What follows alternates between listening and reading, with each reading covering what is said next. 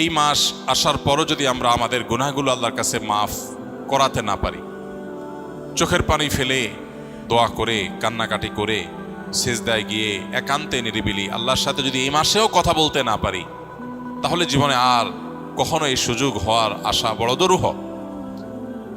এর চেয়ে হতভাগা আল্লাহর জমিনে আর কেউ নেই, যে ইসলাম গ্রহণ করার পর মুসলিম হয়েও রমাদানের সুফলটা আদায় করতে পারল না। তার চেয়ে হতভাগা আর কেউ নেই। এই জন্য শুধুমাত্র এই গতানুগতিক সিয়াম আর তারাবি নয়, বরং এর পাশাপাশি আল্লাহর কাছ থেকে গুনাহগুলোকে মাফ করাবার জন্য আমাদের বিশেষ প্রচেষ্টা থাকতে হবে। দুর্ভাগ্য আমাদের, আমরা বেশিরভাগ মানুষ রমাদান মাসের গভীর তাৎপর্য, গুরুত্ব, এর মাহাত্ম্য, এর মর্যাদা, আল্লাহর তরফ থেকে এই মাসের বিশাল বড় যে সুবর্ণ সুযোগ, সেটিকে আমরা অনুধাবন করতে পারি না। আমাদের রমাদান সাধারণত 4টি কাজকে ঘিরেই হয়ে থাকে। আমরা সচরাচর রমাদান মানে মনে করি বেশি থেকে বেশি দিনে রোজা রাখা, সিয়াম পালন করা, রাতে তারাবির সালাত আদায় করা, আর সন্ধ্যা ইফতার এবং ভোরে সাহারি করা। এই 4টি জিনিসের নামই শুধুমাত্র আমরা রমাদান মনে করি, অথচ রমাদান শুধুমাত্র এই 4টি ইবাদতের মধ্যেই সীমাবদ্ধ নয়। রমাদান এসেছে আমাদের সারা বছরের ঘাটতি পুষিয়ে নেওয়ার জন্য। সারা বছর আমরা যে নানা কারণে শয়তানের প্ররোচনায় প্ররোচিত হয়ে, নফসের ধোকায় প্রতারিত হয়ে আমরা যে গুনাহের সাগরে হাবুডুবু খাই, সেগুলোকে মাফ করাবার দারুণ এক সুযোগ আল্লাহ তাআলা আমাদেরকে রমাদান মাস দিয়েছেন।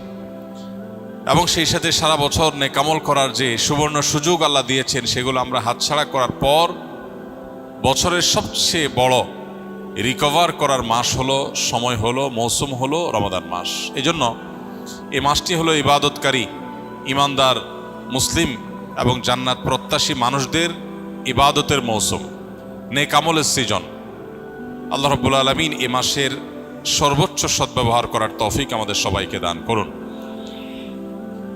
সময়ত ভাই সকল, এ মাসে আমাদের সবচেয়ে প্রধান এবং সবচেয়ে মূল যে কাজটি বিশেষ গুরুত্বের সাথে করা উচিত, সেটি হলো যথাযথভাবে সিয়াম পালন করা।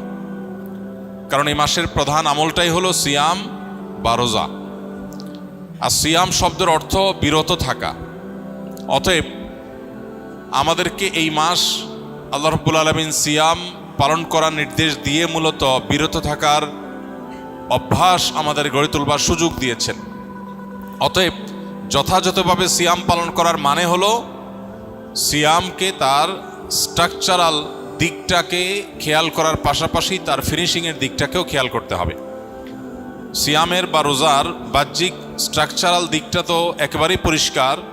শোবে সাদিক থেকে নিয়ে ফজরের ওয়াক্ত হয় তখন থেকে নিয়ে সূর্যাস্ত পর্যন্ত এই পুরো সময় পানাহার এবং যৌনতা, এটা থেকে বিরত থাকা, এটাই হলো সিয়ামের মূল স্ট্রাকচার। এটা ঠিক রাখার পাশাপাশি আমরা যখন সিয়ামকে অর্থবহ করার জন্য অন্য সব নিষিদ্ধ বিষয়গুলো থেকেও বিরত থাকবো, বেঁচে থাকবো, তখন ইনশাআল্লাহ সিয়াম আমাদের আরও বেশি কার্যকর, আরও বেশি যথাযথ, আরও বেশি আমাদের জন্য জান্নাত লাভের কারণ হবে, জাহান্নাম থেকে মুক্তির কারণ হবে ইনশাআল্লাহ বিইذনিল্লাহ। এই জন্য সিয়াম সাধনা করে এই পুরো মাস জুড়ে সকল প্রকার গুনাহ থেকে বেঁচে থাকা, এটা আমাদের অন্যতম একটা কর্তব্য। নবী করিম সাল্লাল্লাহু আলাইহি সাল্লাম বলেছেন, রুব্বা সাইমিন লাইসা লাহু মিন সিয়ামিহি ইল্লাল জু'। বহু রোজাদার আছে যাদের রোজা ক্ষুধার্ত থাকা ছাড়া আর বিশেষ কোনো কাজে আসে না। আমরা যেন সেই হতভাগা মানুষদের কাতারে শামিল না হই। আল্লাহ রাব্বুল আলামিন আমাদের সবাইকে সেই তৌফিক দান করুন। প্রিয় ভাইরা আমার, এই জন্য মুখ দ্বারা গীবত, মিথ্যা, পরনিন্দা, ঝগড়া, যত রকমের নিষিদ্ধ কর্ম আছে সেগুলো থেকে বিরত থাকা, হাত দিয়ে, পাও দিয়ে, অন্য অঙ্গ প্রত্যঙ্গ দিয়ে সকল প্রকার গুনাহ থেকে বেঁচে থাকা, এটা হবে আমাদের রমাদানের অন্যতম একটা গুরুত্বপূর্ণ পদক্ষেপ। এটা যদি করতে পারি তাহলে রমাদান মাসের সিয়াম পালন সার্থক হবে, সফল হবে ইনশাআল্লাহ বিইذনিল্লাহ। আল্লাহ আমাদের সবাইকে সকল প্রকার গুনাহ থেকে বেঁচে থাকার তৌফিক দান করুন। সিয়ামের উদ্দেশ্য যে তাকওয়া অর্জন করা, সে তাকওয়া হাসিল হওয়ার জন্য, সে তাকওয়া অর্জন হওয়ার জন্য সকল প্রকার গুনাহের পথগুলো বন্ধ করা, এটা অত্যন্ত গুরুত্বপূর্ণ। গুনাহের পথগুলো যদি খোলা থাকে তাহলে এই সিয়াম অর্থবহ হবে না, এই সিয়াম যথাযথ হবে না, এই সিয়াম আমাদের জন্য কার্যকর হবে না। এই জন্য আমরা চেষ্টা করব সর্বোচ্চ সকল গুনাহ থেকে বেঁচে থাকার। রব্বে করিম আমাদের সবাইকে সে তৌফিক দান করুন।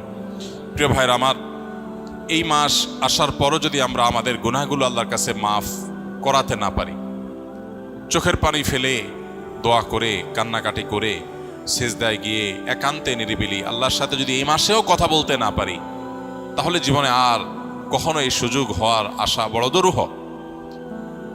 এর চেয়ে হতভাগা আল্লাহর জমিনে আর কেউ নেই, যে ইসলাম গ্রহণ করার পর মুসলিম হয়েও রমাদানের সুফলটা আদায় করতে পারল না। তার চেয়ে হতভাগা আর কেউ নেই। এই জন্য শুধুমাত্র এই গতানুগতিক সিয়াম আর তারাবি নয়, বরং এর পাশাপাশি আল্লাহর কাছ থেকে গুনাহগুলোকে মাফ করাবার জন্য আমাদের বিশেষ প্রচেষ্টা থাকতে হবে। ইফতারের আগে চোখের পানি ফেলে কায় মনোবাক্যে দুহাত তুলে প্রাণ উজাড় করে আল্লাহর কাছে আমরা দোয়া নিবেদন করব, এবং সাহরি খেতে উঠলে ভোর রাতে তখন দোয়ায় মনোনিবেশ করব, চলতে ফিরতে উঠতে বসতে আল্লাহকে স্মরণ করব, মোবাইলে সোশ্যাল মিডিয়াতে বিভিন্ন চোখের জেনা, কানের জেনা, বিভিন্ন রকমের যে গুনাহগুলো হয় সেগুলোর পথগুলো সব বন্ধ করব ইনশাআল্লাহ। তবে এই রমাদান আমাদের তাকওয়া হাসিলের কারণ, এই সিয়াম আমাদের তাকওয়া অর্জনের কারণ এবং আমাদের জীবনকে পরিবর্তনের কারণ হবে ইনশাআল্লাহ বিইذنিল্লাহ।